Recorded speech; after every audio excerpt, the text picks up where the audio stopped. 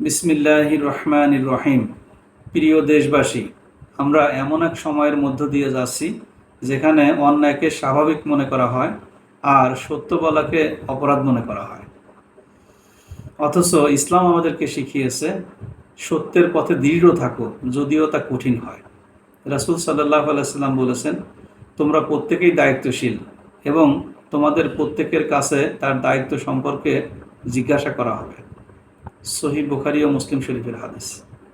আজ আমরা যদি অন্যায়ের প্রতিবাদ না করি, যদি ন্যায়ভিত্তিক সমাজ গঠনের জন্য কাজ না করি, তবে আগামী প্রজন্ম আমাদেরকে ক্ষমা করবে না, আর আল্লাহ রাব্বুল আলামিনও হাসরের মাঠে আমাদেরকে ছেড়ে দিবেন না।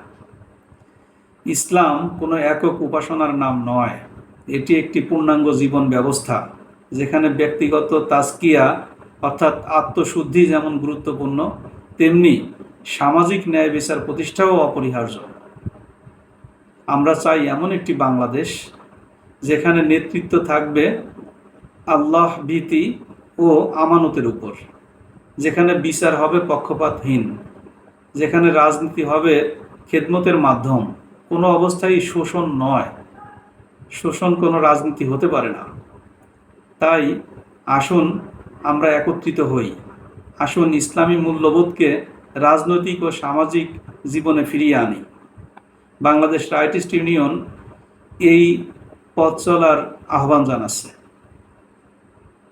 আপনার অবস্থান হোক সত্য ও ইনসাফের পক্ষে, আপনার কণ্ঠ হোক পরিবর্তনের সূচনা। আল্লাহ রাব্বুল আলামিন আমাদের সহায় হন। আমিন।